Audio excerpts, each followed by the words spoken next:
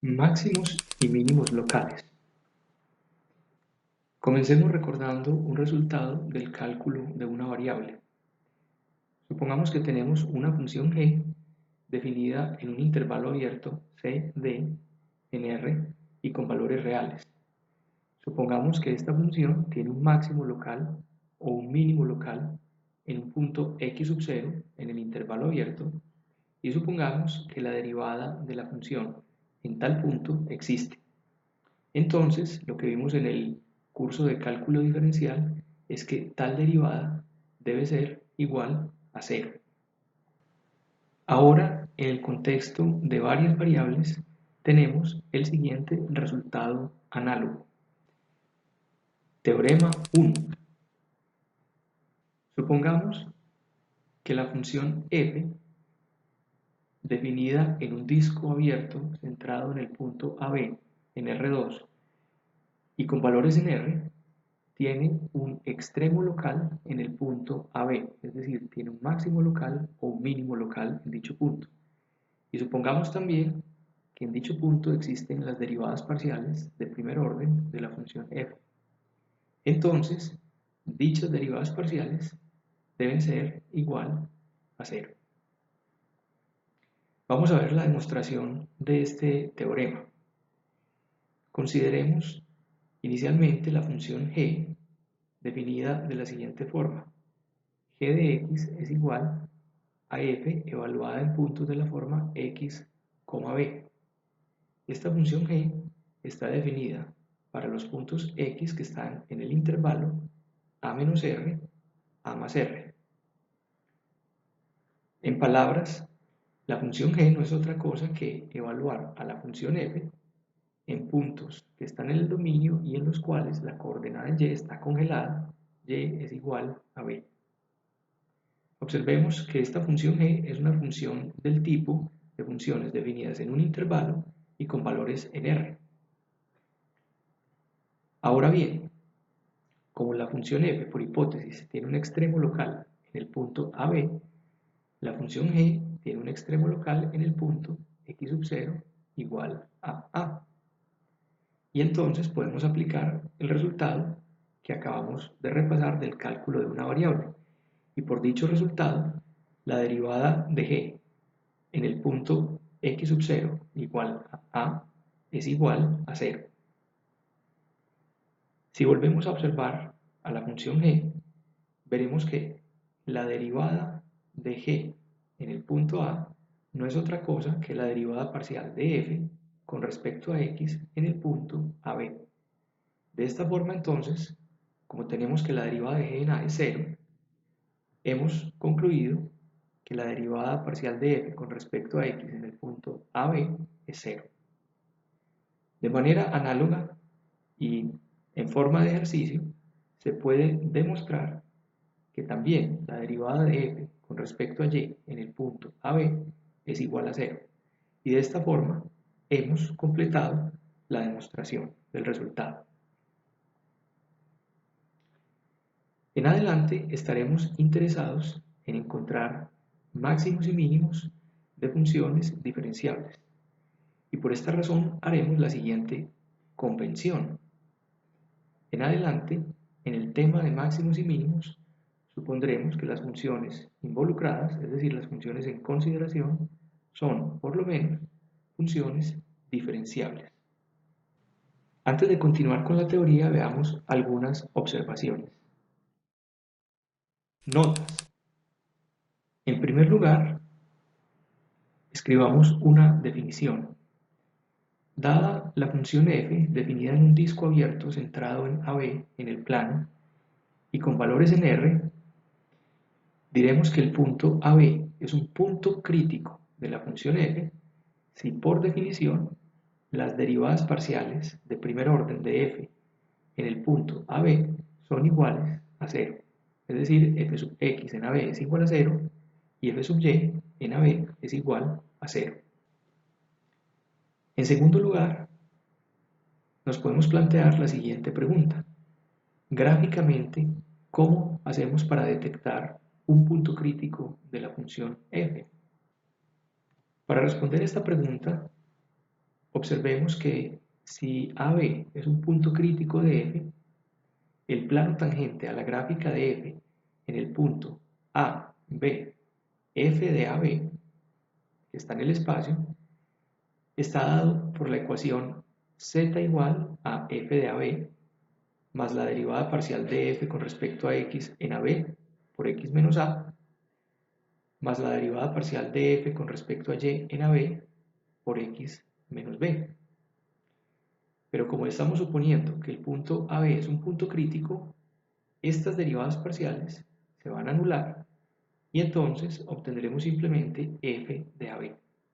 Es decir, la ecuación se reduce a z igual a f de AB, que es una constante. Recíprocamente, si la ecuación del plano es de esta forma, z igual a una constante, se puede probar que el punto AB es un punto crítico de f. En conclusión, los puntos críticos de f, puntos digamos de la forma x sub 0, y sub 0, son aquellos puntos tales que el plano tangente a la gráfica de la función f en el punto x sub 0, y sub 0, f de x sub 0, y sub 0 es un plano horizontal, un plano de la forma z igual a una constante. En este dibujo podemos ilustrar gráficamente esta situación. Observemos este punto que estamos señalando allí en la gráfica, que intuitivamente es un punto de máximo local, de hecho en este caso de máximo absoluto. El plano tangente a la gráfica de la función en ese punto luce horizontal. Así que si tomamos el punto que tiene 3 coordenadas y lo proyectamos en el plano XY, es decir, extraemos de él las 2 primeras coordenadas, obtendremos un punto crítico. Análogamente, algo similar podemos afirmar con respecto a este punto que estamos señalando en la gráfica, en el cual el plano tangente luce horizontal. Continuemos. Una tercera cuestión, que también es una pregunta natural en este momento, es ¿para qué nos sirve este teorema 1? Pues bien, esquemáticamente, el teorema tiene la siguiente forma. El teorema lo que nos dice es que si el punto AB es de máximo o mínimo local, entonces el punto AB es un punto crítico. De esta forma, si nuestro interés es buscar los puntos en los cuales ocurren los extremos locales de la función f, los puntos candidatos entre los cuales debemos buscar son justamente los puntos críticos. Pasemos a un par de ejemplos para ilustrar esta situación. Ejemplo 1. Hallemos los puntos críticos de la función f de xy definida como x2 más y2 más x2y más 4. La función f está definida en todos los puntos del plano R2. Para encontrar los puntos críticos de esta función, todo lo que debemos hacer es encontrar los puntos xy, que en este momento son las incógnitas, que satisfacen estas dos condiciones simultáneamente. F sub x es igual a 0 y f sub y es igual a 0. Es decir, lo que vamos a hacer realmente es resolver un sistema 2×2, de dos ecuaciones y dos incógnitas. No obstante, es interesante observar que en general este no es un sistema de ecuaciones lineales, como veremos en este ejemplo. Vamos a calcular la derivada de f con respecto a x. Al derivar obtendremos 2x más 2xy. Igualamos entonces esto a 0. Y calculemos ahora la derivada parcial de f con respecto a y. Obtendremos 2y más x2. Igualamos entonces esto a 0. Y este es el sistema de ecuaciones que debemos resolver. Para esto, en la primera ecuación observemos que podemos sacar factor común x y podemos cancelar el 2. Y entonces la primera ecuación nos queda de esta forma, la hemos llamado 1, y la segunda ecuación nos queda idéntica, tal cual está escrita. En este caso entonces, para resolver el sistema de ecuaciones podemos observar con cuidado la ecuación 1. Observamos que la forma que tiene es un producto igual a 0. Ya sabemos que cuando un producto es igual a 0, debe ocurrir que alguno de los factores debe ser igual a 0. Entonces procedamos por casos, por disyunción de casos. Si el primer factor es igual a 0, es decir, x es igual a 0, podemos reemplazar este valor en la ecuación 2 y obtendremos que y también es igual a 0. Y de esta forma, el 0, 0 es un punto crítico de la función f. Vamos ahora al otro factor. Si 1 más y es igual a 0, quiere decir que y es igual a menos 1. Nuevamente podemos reemplazar en la segunda ecuación y obtendremos entonces que x2 es igual a 2. Es decir, que x es igual a más o menos raíz de 2. Y entonces tendremos otros dos puntos críticos, que son menos raíz de 2 menos 1 y raíz de 2 menos 1. Y en conclusión, entonces, la función tiene tres puntos críticos. 0, 0, menos raíz de 2 menos 1 y raíz de 2 menos 1.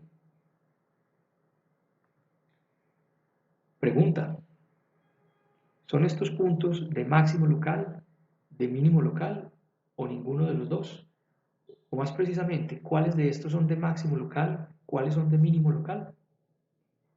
Más adelante responderemos esta pregunta. Por ahora, nos contentamos con observar que de la forma particular que tiene la función, no es fácil ni siquiera intuir qué ocurre en cada uno de esos puntos críticos, o sea, cuál es la naturaleza de esos puntos críticos. Pasemos al segundo ejemplo. Ejemplo 2. Consideremos ahora la función f de R2 en R, definida como f de xy igual a y2 menos x2. Y vamos a encontrar los puntos críticos de esta función. Antes de comenzar a hacer cuentas y a resolver ecuaciones, tratemos en este caso de intuir gráficamente cuáles serían los puntos críticos de f. Para esto nos vamos a aprovechar del hecho de que ya conocemos la gráfica de la función. Observemos que la gráfica está dada por la ecuación z igual a y2 menos x2. La gráfica es una silla de montar, un paraboloide hiperbólico. Entonces, vamos a plantearnos la siguiente cuestión. ¿En qué puntos xy, f de xy, luce horizontal el plano tangente? Observemos la gráfica nuevamente y pensemos en un plano tangente que sea horizontal. Intuitivamente, el único punto en la gráfica en el cual el plano tangente pareciera ser horizontal es el punto 0, 0, 0, el origen en el espacio, en R3. Esto nos indica entonces que, según la intuición, el único punto crítico de esta función es 0, 0, el origen en R2. Veamos que en efecto nuestra intuición es acertada. Vamos a encontrar entonces los puntos críticos resolviendo el sistema f sub x igual a 0, f sub y igual a 0.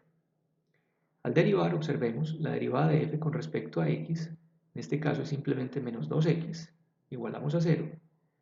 La derivada de f con respecto a y es 2y, igualamos a 0.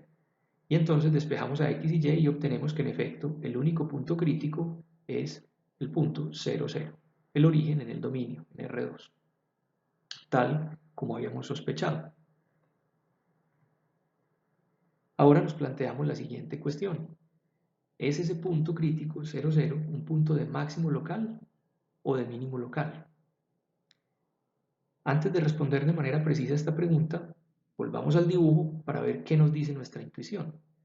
Observemos nuevamente la gráfica, especialmente alrededor del punto 0, 0, f de 0, 0, y observemos que cerca de este punto hay puntos en la gráfica que están más arriba, están más altos en la gráfica,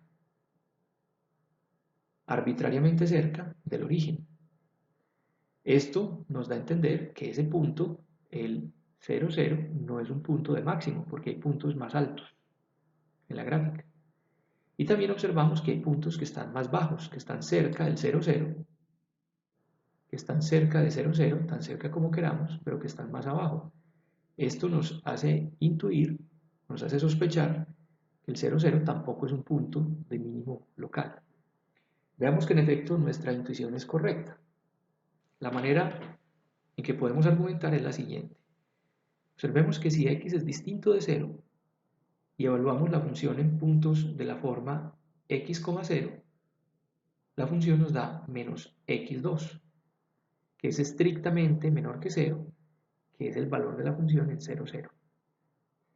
Así que arbitrariamente cerca del 0, 0 tenemos puntos donde la función vale menos, estrictamente menos que en 0, 0, y por tanto allí no puede haber un mínimo local. Análogamente, si tomamos y distinto de 0 y evaluamos la función en puntos de la forma 0y, esto nos dará y cuadrado que es estrictamente mayor que 0, estrictamente mayor que el valor de la función en 0, 0. Y en consecuencia, en tal punto tampoco puede haber un máximo local. En conclusión, el punto 0, 0, que es el único punto crítico de esta función en el plano, no es de máximo local ni de mínimo local. Notas. La primera observación, que es una moraleja que nos deja este último ejemplo que acabamos de hacer, el ejemplo 2, es que no todo punto crítico es necesariamente un punto de máximo local o de mínimo local. Es decir, no todo punto crítico corresponde a un extremo local. La segunda observación es nuevamente una definición y es la siguiente. Motivados por este ejemplo 2, a aquellos puntos críticos que no son puntos de máximo local ni de mínimo local, los llamaremos puntos de silla.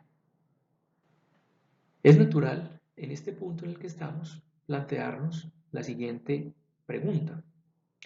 Si f es una función conocida y ya sabemos que el punto AB es un punto crítico de f, ¿cómo podemos determinar si ese punto es de máximo local o de mínimo local o si es un punto de silla?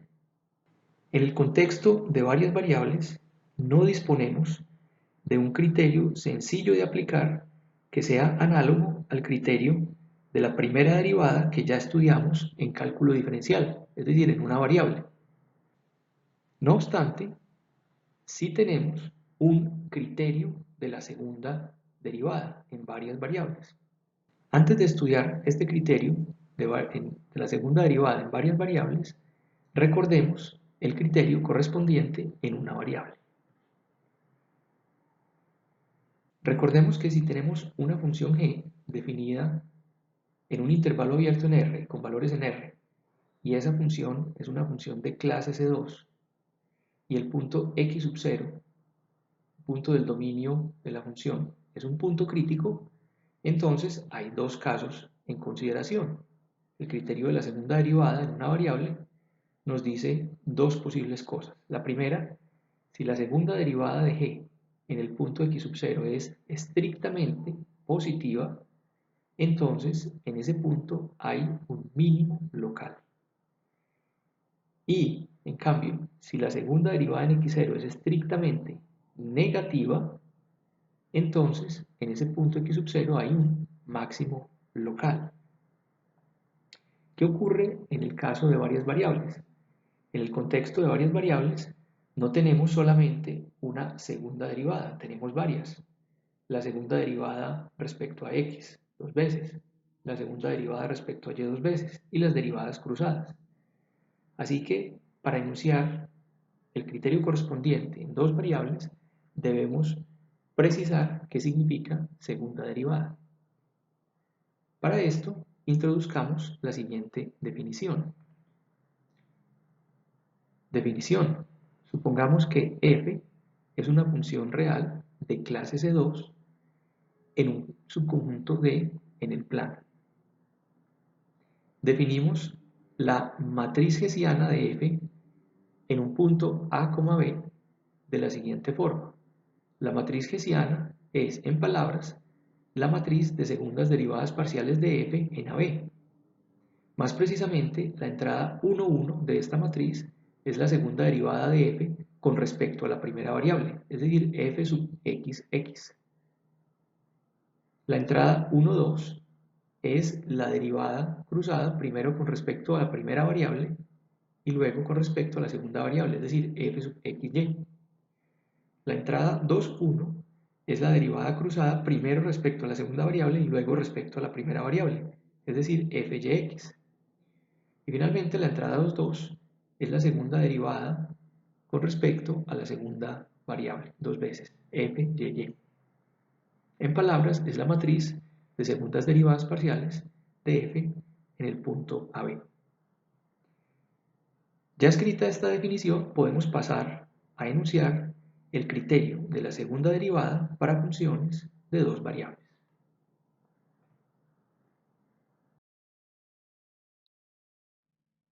Teorema 2. Criterio de la segunda derivada para funciones de dos variables. Supongamos que f es una función de valor real que es de clase C2 en un disco abierto con centro en el punto AB. Y supongamos además que este punto es un punto crítico de la función, es decir, las derivadas parciales de primer orden se anulan en el punto AB. Tenemos entonces tres resultados. El primer resultado es el siguiente. Si el determinante de la matriz hessiana es estrictamente positivo y la segunda derivada f sub xx es estrictamente positiva, cuando la evaluamos en el punto AB, entonces en este punto la función f tiene un mínimo local estricto. Observemos nuevamente determinante de la matriz hessiana positivo y derivada fxx positiva, ambas evaluadas en AB, implican mínimo local estricto. Este es el primer resultado. Vamos con el segundo resultado.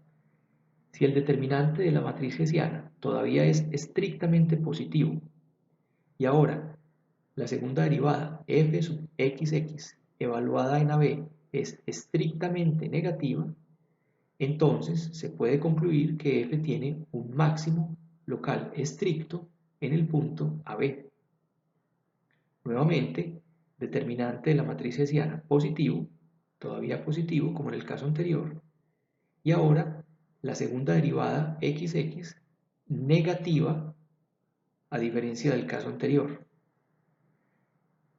Entonces, en este caso hay un máximo local estricto. El tercer resultado es si el determinante de la matriz hessiana es estrictamente negativo, entonces el punto AB es un punto de silla. Hagamos un par de observaciones con respecto a este teorema 2. La primera observación corresponde a la respuesta a una pregunta que es natural después de ver los casos A, B y C. Y es, ¿qué ocurre cuando el determinante de la matriz hessiana es 0? La respuesta es la siguiente. Si el determinante de la matriz hessiana es 0, el criterio anterior, el teorema 2, no es concluyente. Es decir, podría ocurrir que el punto AB sea un punto de mínimo local, podría ser de máximo local o podría ser un punto de silla y simplemente el criterio no es capaz de distinguir qué está ocurriendo. En este caso, se debe analizar la función particular en cuestión y se debe usar un argumento alternativo para decidir si es de máximo local, de mínimo local o de silla. La segunda observación es, en el caso C, en este caso, no es relevante el signo de la derivada f sub xx. En este caso, solo es relevante el signo del determinante de la matriz hessiana. Es decir, la falta en esta línea, la ausencia de la segunda derivada fxx no es un error tipográfico. El resultado es correcto. Muy bien. Pregunta. ¿Cómo se aplica este resultado en ejemplos concretos? ¿Qué tan fácil o qué tan difícil es su aplicación?